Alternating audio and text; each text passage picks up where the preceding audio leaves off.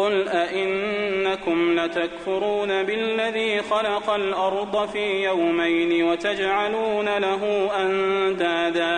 ذلك رب العالمين. بسم الله الرحمن الرحيم. الحمد لله رب العالمين، والصلاة والسلام على رسول الله صلى الله عليه وسلم، وبعد. هواسني خينيا خنكراك أجل ترجمتن نشيدا بريدو تكا وبليس خينيا أبو هارث قبئيسي جيرو غري سيرا كتري هاتن أبدسن الراقمنا متدوريني سيرا دنيان يومو هنغوتمتو إسيرا ولين ترتي غاريدا. jiruun duniyaa yoomuun guutamtu isiin tanuma khaanis gaqqabdee khaanis ol qabdii ajaa'ibumaa jiruu rakkootiif harkaa hin kennin hin yaadin humaa jiruun duniyaa yoomuun guutamtu isiin tanuma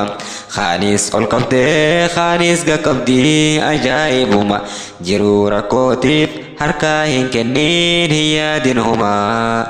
rakkinni dabree bal'inni dhufus yoom shakkii qabna rakkoon har'aatu wakkaatti naftu booddeen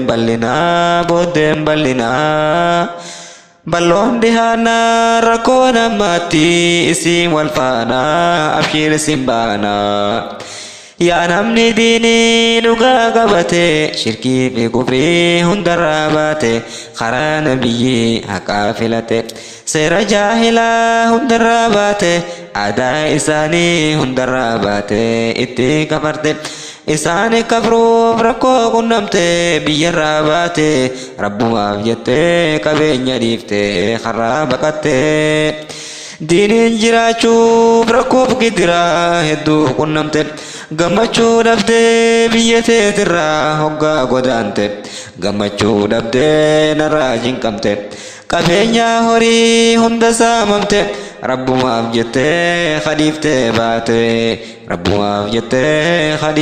baate abshir humaami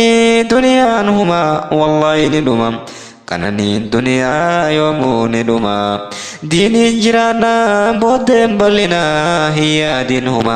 diiniin jiraannaa booddeen bal'inaa hin yaadin huma